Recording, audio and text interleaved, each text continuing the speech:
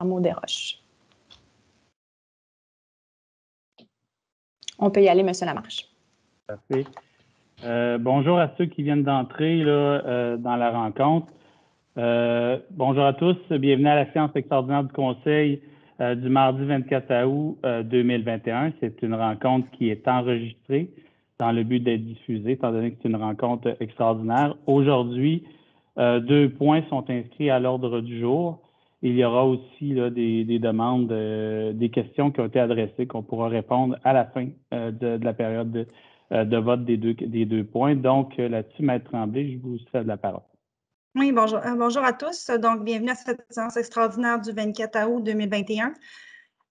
Puisqu'on est en visioconférence, je vais prendre les présences. Donc, Monsieur Jean Lamarche.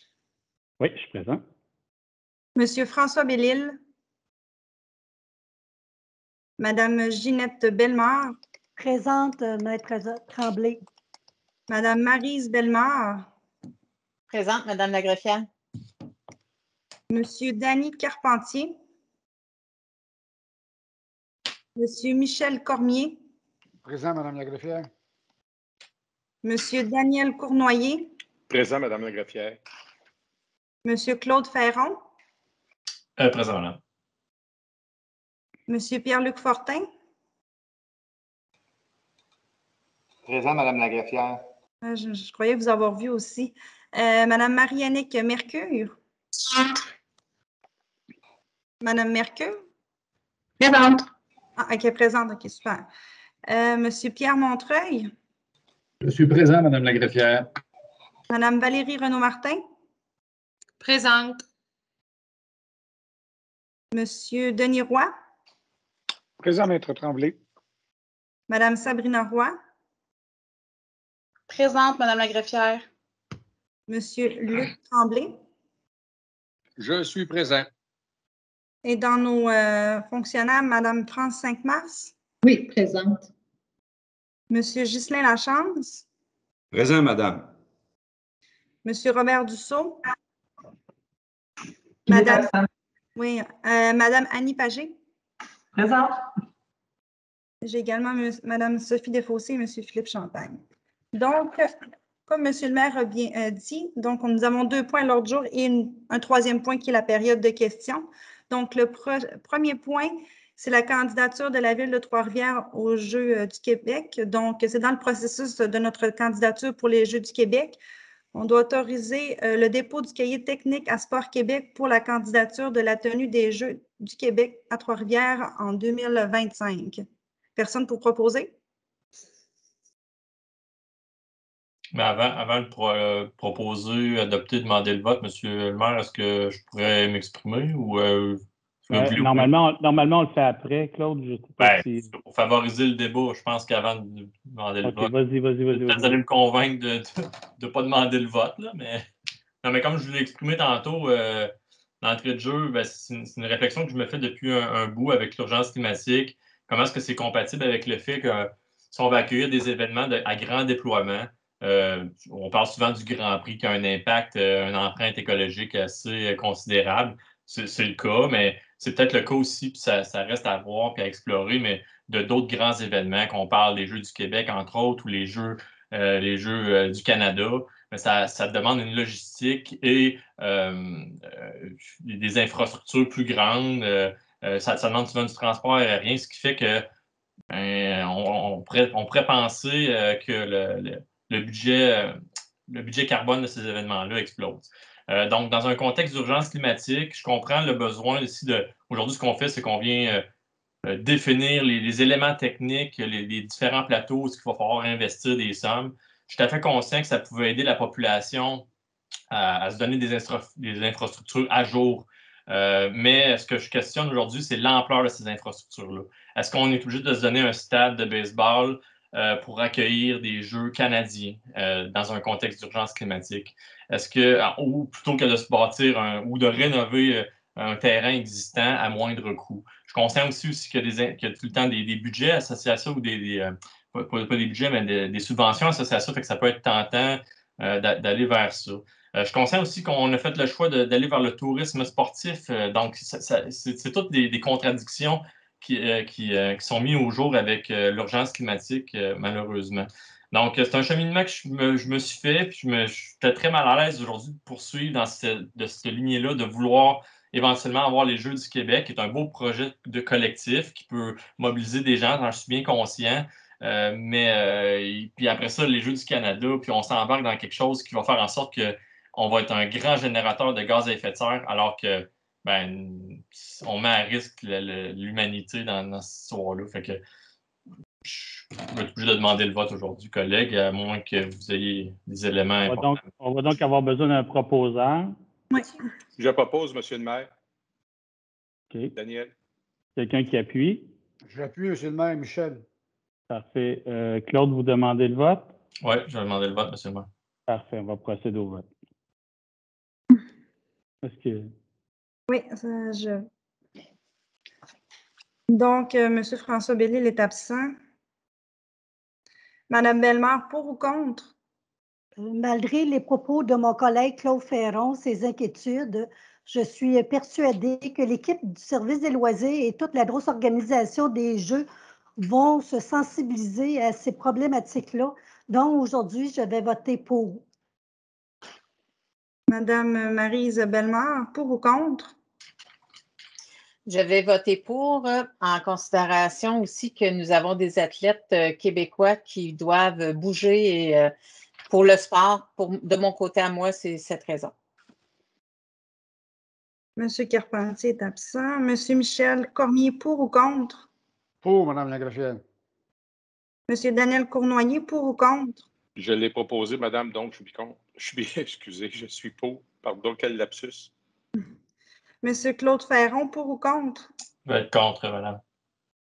Monsieur Pierre-Luc Fortin, pour ou contre? Pour. Madame Marie-Annick Mercure, pour ou contre?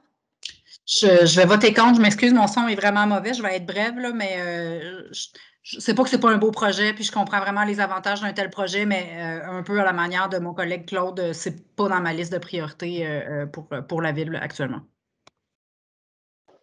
Monsieur Pierre Montreuil, pour ou contre? Je vais voter pour. Madame Valérie Renaud-Martin, pour ou contre?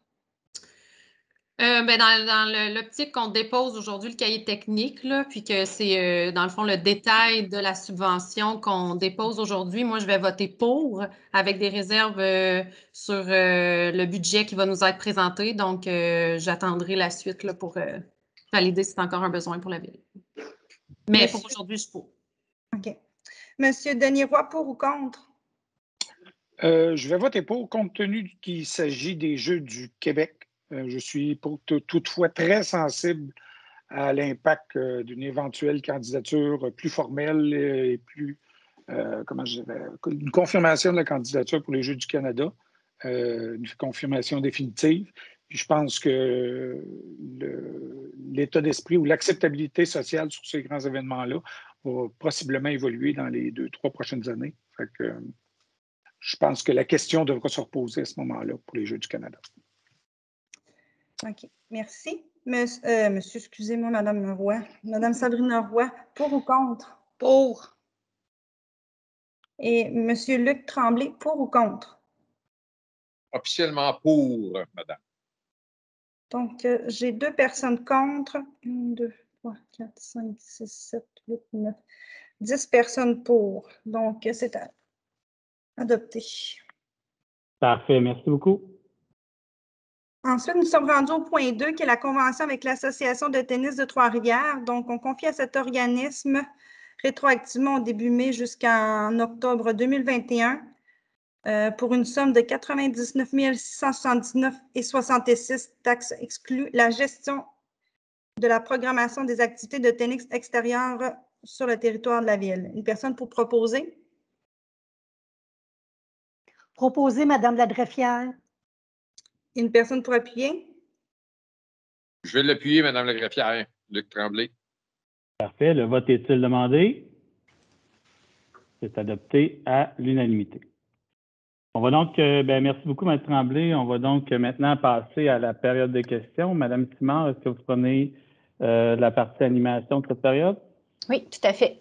Donc, aujourd'hui, nous avons reçu au total 9 questions de la part de nos citoyens. On rappelle que puisque nous sommes en mode virtuel, il est quand même possible pour les citoyens de nous transmettre leurs questions par écrit en utilisant le formulaire en ligne. Comme il s'agit d'une séance extraordinaire, on accepte les questions jusqu'à 1 heure avant le début de la séance.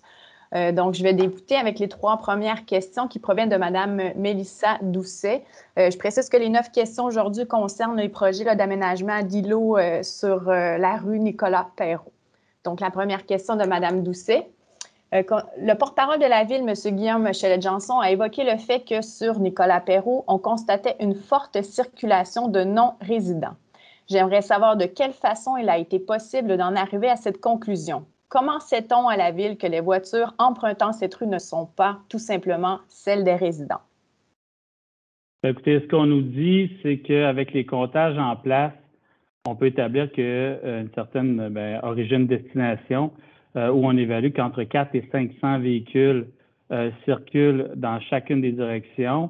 On nous dit aussi que ce serait là, la rue Nicolas-Perrault devient un raccourci pour éviter le feu de circulation au coin Saint-Maurice et des Chenaux. Donc, c'est à ce niveau-là là, que on en vient à dire à répondre à votre question finalement. Parfait. La deuxième question de Mme Doucet. J'aimerais savoir de quelle façon la Ville compte venir en aide aux résidents de la rue Nicolas-Perrault dont les déneigeurs refuseraient de déneiger la cour cet hiver ou exigeraient une augmentation du tarif compte tenu du fait que les terre-pleins rendront plus difficile leur travail. Merci. Ben écoutez, j'avais prévu avec le conseiller de Niroy, dans un premier temps, là, de lui permettre d'intervenir sur l'ensemble des sujets de Nicolas-Perrault. Est-ce que vous souhaitez, M. Roy, faire une intervention générale, puis ensuite je pourrais répondre à cette question-là? Je tue vous, oui, M. Oui, je me sens chargé d'un tutoiement. En fait, lorsqu'on a adopté le nouveau guide d'aménagement des voies de circulation autour du mois de juin 2019, donc il y a un peu plus de 2 ans, c'est un travail de fond qui a été fait par notre équipe Ville sur la considération d'un paquet de critères. Je vais en énumérer quelques-uns, le débit de circulation, la vitesse pratiquée, le nombre de requêtes dont il vient d'être fait mention par M. le maire, là, parce qu'on a eu de plus en plus d'occurrences de requêtes liées et de commentaires directs là, liés au fait que Ringuette et Nicolas-Perrault devenait un raccourci au gré des travaux, au gré de l'augmentation de la population à Trois-Rivières-sur-Saint-Laurent, du caractère événementiel qui gravite autour de l'amphithéâtre. Le plan de transport est tenu en compte, le plan de sécurité routière, le réseau de transport actif, les unités de planification. Il y en a une série comme ça. Fait que, on fait en sorte que c'est clair qu'il y a des meilleures pratiques, il y a des décisions objectives qui tiennent de la science puis de méthodes éprouvées. Fait qu'on voulait, à ce moment-là, ça a été établi que ce seraient les équipes Ville puis les fonctionnaires qui piloteraient ces dossiers-là. Puis on voulait sortir ça de l'ingérence politique, faire en sorte que ce ne soit pas les conseillers qui soient au premier plan dans ces dossiers-là puis qui influencent les décisions, mais que ce soit le caractère scientifique de la démarche des fonctionnaires qui prime sur ces enjeux-là. Fait que, moi, je tenais à le mentionner. Puis quand est venu le temps de répondre à certaines questions, Mme Doucet a été une de celles qui m'a interpellé les premiers mardis de la semaine dernière, il y a une semaine tout juste. Je lui ai répondu, mais là, quand j'ai vu que ça s'emballait, puis qu'il y avait un peu de récupération politique là-dedans, j'ai tenu à m'en tenir. Je trouvais que c'était plus sage de m'en tenir aux décisions qu'on avait prises il y a 2 ans. Parfait. Merci, M. Roy. Mme Renaud-Martin, vous souhaitez évidemment intervenir. Oui, je tiens à réagir au propos de mon collègue en ce moment qui dit que dans ce dossier-là, il ne faut pas intervenir à titre d'élu. Au contraire, moi, je pense que c'est notre rôle d'écouter les gens. Moi, je me suis présentée hier sur cette rue-là et je peux vous dire qu'ils ont des préoccupations et qu'on se doit de les écouter.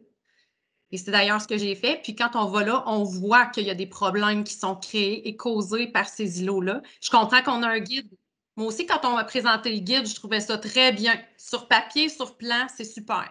Mais quand c'est implanté, directement, c'est les gens et que ça impacte leurs habitudes de vie. Et non seulement leurs habitudes de vie, mais il y a des gens qui, justement, ont vu leur facture de déneigement, leur soumission être augmentée par ça. Il y en a d'autres qui ont des préoccupations et ils méritent qu'on les écoute, ces gens-là. Et c'est pour ça, justement, que je disais qu'il faut prendre le temps de bien faire les choses et de mettre sur pause les travaux, le temps de mettre en lumière tout ce qui se passe là-bas. Puis peut-être que c'est une approche scientifique, mais comme je vous dis, c'est des gens avec qui on travaille et c'est notre rôle d'élu de les écouter. Parfait. Madame Roy? OK, j'ai de la misère avec mon micro. OK, vous m'entendez? Oui. OK, parfait.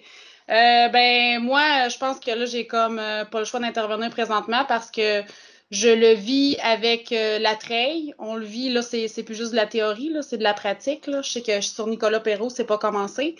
J'en ai d'autres qui s'en viennent sur l'oranger aussi. Fait que, puis là, je sais pas, je sais qu'on va en parler tantôt en plénière, sauf que je sais pas quel collègue va être là. Fait que je voulais vous partager que moi, j'avais l'intention d'apporter une résolution comme quoi il faut arrêter les travaux puis réfléchir justement à qu'est-ce qu'on fait là, à l'écouter les citoyens. Puis il y a une partie d'information que j'ai compris qui ne s'était pas rendue parce que moi, mes citoyens, ce qu'ils ont reçu, c'était qu'on refaisait l'asphalte et on refaisait les trottoirs. Et finalement, ben, ils ont vu des îlots apparaître.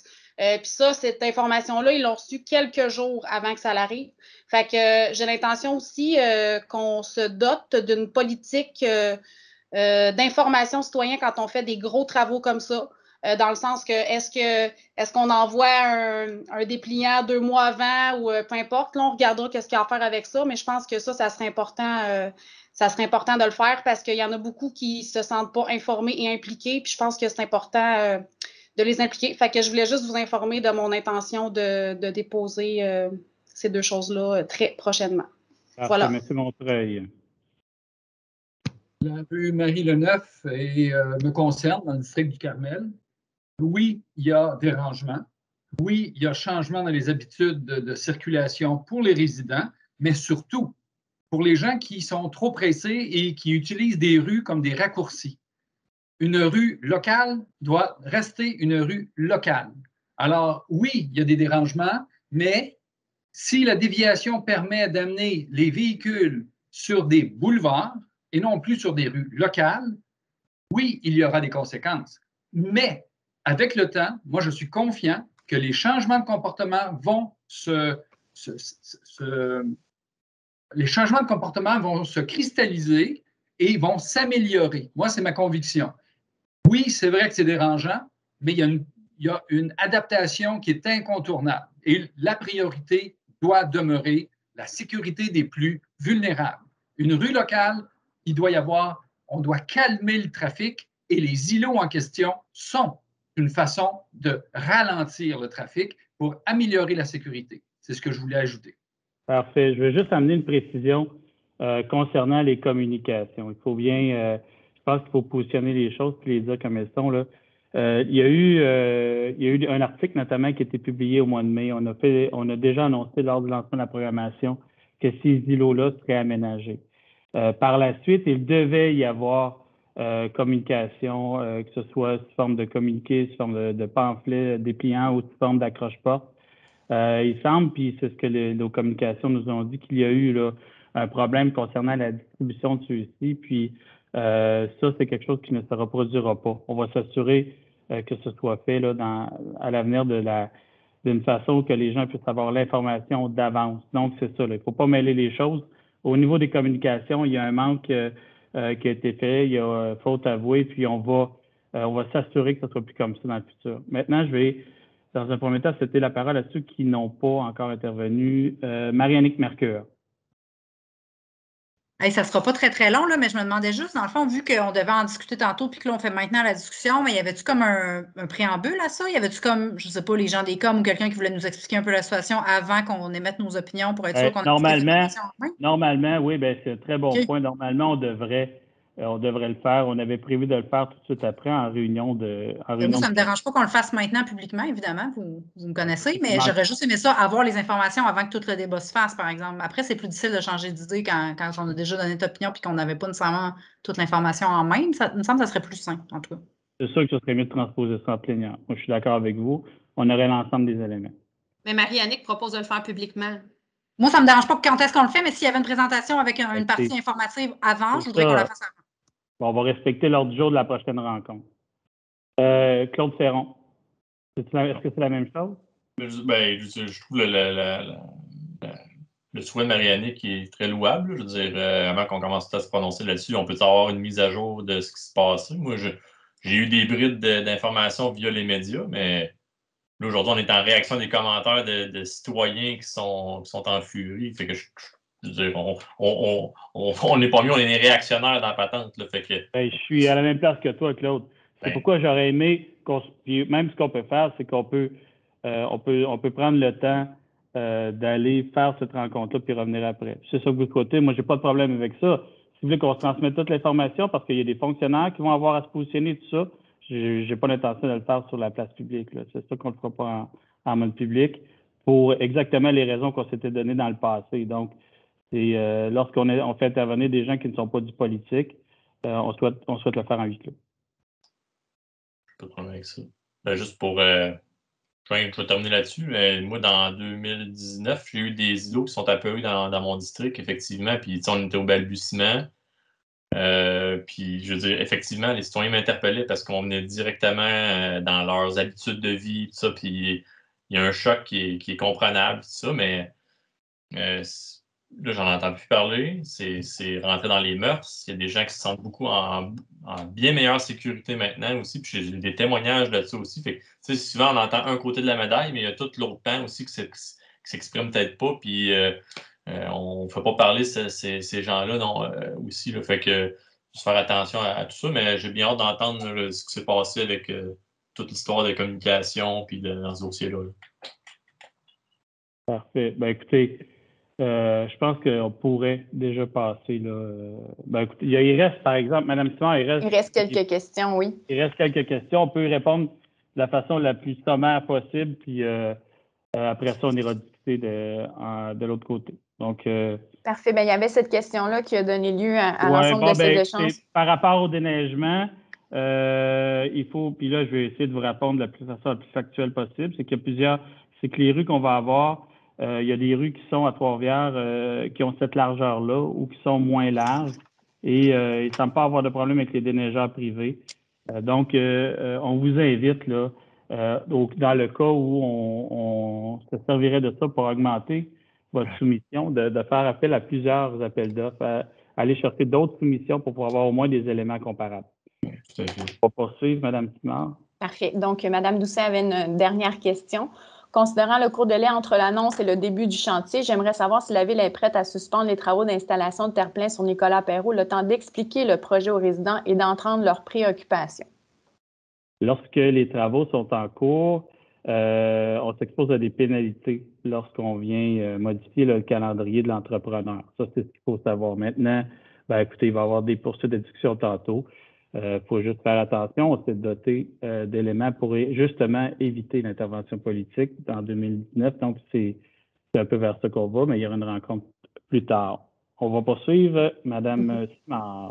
Les 3 prochaines questions proviennent de M. Pierre-Luc Sylvestre. Donc, la première, en lien avec l'aménagement prochain d'un terre-plein sur la rue Nicolas Perrault du district Marie de l'Incarnation, est-ce que l'ensemble des facteurs ont été pris en compte pour décider d'un tel aménagement, tel que la vie sociale du quartier, la sécurité des cyclistes, etc., qui devront circuler sur une rue plus étroite à travers les voitures stationnées, la façon de déneiger la rue, le flux de circulation automobile, etc. Je sais que M. Denis Roy en a parlé un petit peu tout à l'heure sur le processus décisionnel en lien avec l'aménagement de ces îlots, mais peut-être voulez-vous ajouter quelque chose? Il a quand même passablement répondu, mais je vais garder. On dit que l'ensemble des facteurs a été pris en compte. De ce fait, un arbre décisionnel approuvé par les élus a été mis en place en 2019, incluant une multitude de facteurs qui permettent de mesurer le gain d'un tel aménagement et ainsi déterminer les rues propices à ces travaux. Par exemple, une rue très large favorise la vitesse et crée un faux sentiment de sécurité pour les personnes vulnérables. nous avons des comptages qui indiquent que la vitesse du 85e percentile se situe jusqu'à 65 km/h dans certaines sections. On va poursuivre. Seconde question de M. Sylvestre.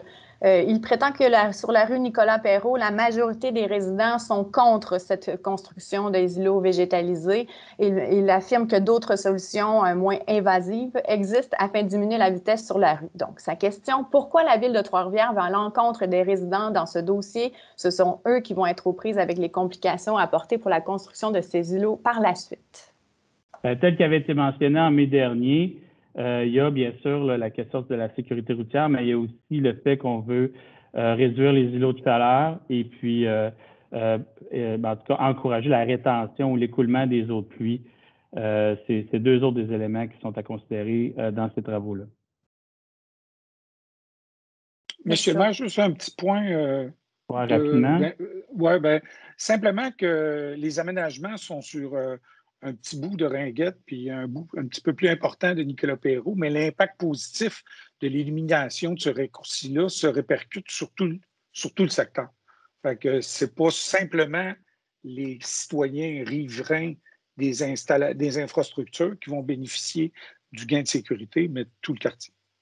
Parfait, merci.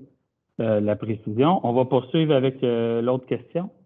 Donc, dernière question de M. Sylvestre. Concernant la construction d'îlots végétalisés sur la rue Nicolas-Perrault, quel est le rapport de gain annuel estimé en litres d'eau par îlot, c'est-à-dire l'estimation annuelle du nombre total de litres d'eau qui sera géré par l'îlot versus le nombre total de litres pompés par la station de pompage du secteur annuellement? Cet aspect-là est un peu plus technique, là, puis je ne sais pas, Patrice, est-ce que Patrice Gingras est là? Est-ce que tu... Il est supposé être là. Oui, bien, voulez-vous fournir les éléments? Oui, merci. Ben, c'est environ, on a calculé que c'est environ 50 litres par mètre carré d'îlot qui vont faire de la rétention d'eau de pluie pour une pluie de récurrence de 1 dans 5 ans. Fait qu'imaginez une année complète.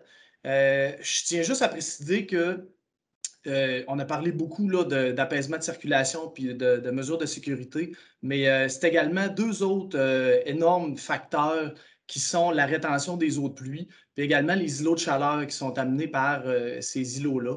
Donc, chaque litre d'eau de pluie qui est retiré dans le réseau combiné, parce que dans ce secteur-là, c'est un réseau qu'on appelle combiné, l'eau de pluie est mélangée avec l'eau usée. Donc, pour tout aller dans un poste de pompage qui s'en va dans un autre poste de pompage et une cascade jusqu'aux étangs aérés. Donc, à toutes les fois qu'on enlève de l'eau de pluie du réseau combiné, on favorise le traitement de l'eau usée aux étangs à Sainte-Marthe et on diminue aussi la quantité et parfois même la fréquence de débordement dans le fleuve et dans le Saint-Maurice de nos différents ouvrages de postes de pompage. On a parlé assez de débordement dans les dernières années. Donc, chaque mesure que la Ville met en place diminue grandement ces débordements-là, puis la fréquence et la quantité d'eau usée qui est déversée. Vous voulez intervenir rapidement, M. Perron? Oui, rapidement. Effectivement, M. Gingras, merci de l'explication, mais chaque goutte d'eau compte, dans le fond, parce que chaque goutte d'eau va pouvoir éventuellement provoquer un débordement. C'est comme la lutte au changement climatique. Chaque gramme de CO2 évité, ça fait une différence. Merci. Écoutez, je ne sais pas si vous pouvez faire une question avec les trois suivantes, Mme Simard. Donc, les trois prochaines questions, en fait, c'est la même, mais elle s'adresse à trois élus en particulier. Donc, à M. Jean Lamarche d'abord et ensuite à M. Denis Roy et M. Pierre Montreuil. Donc, la question est la suivante. Quand allez-vous être disponible pour rencontrer le comité de citoyens représentant la majorité des résidents de la rue Nicolas-Perrault pour répondre à leurs questions? Donc, les questions proviennent de M. Pierre Côté. Écoutez, moi, je vais juste répondre, puis ensuite, je vous laisse à tour de rôle répondre. Pour ma part, je ne savais pas qu'il y avait un comité dûment formé. Je n'ai aucun problème à rencontrer. J'ai jamais eu de problème à rencontrer les citoyens, d'ailleurs. Ça ne commencera pas aujourd'hui. La seule chose, c'est que je ne le ferai pas dans un cadre spectacle avec des médias ou avec différents intervenants pour en faire une chicane politique. Mais si vous êtes prêts à discuter, moi, je suis prêt à vous écouter, puis je suis prêt aussi à faire valoir le point de vue de la Ville là-dedans. Maintenant, le prochain, c'est Denis Roy, puis ensuite Pierre Montreuil. Ouais. Dans le contexte où vous en parlez, M. le maire, moi aussi, je suis prêt à me prêter à l'exercice, mais effectivement, ça n'a ça n'a pas été amorcé de cette manière-là. C'est ce qui fait que je me suis tenu loin jusqu'à maintenant. M. Montreuil. Je suis disponible pour rencontrer les citoyens en autant que ça ne devient pas un spectacle médiatique de la part d'un candidat à la mairie. Parfait. Bon, ben merci beaucoup. Écoutez, merci. C'est ce qui m'a fait à cette séance. Pour nous, les élus, on se rejoint là pour la plénière qui était déjà privée à l'horaire. Et pour les autres, ben, je vous remercie beaucoup puis au plaisir de se revoir. On se revoit le 6 septembre d'ailleurs. Bonne journée. Bonne journée. La séance est levée. Merci à tous. Au revoir.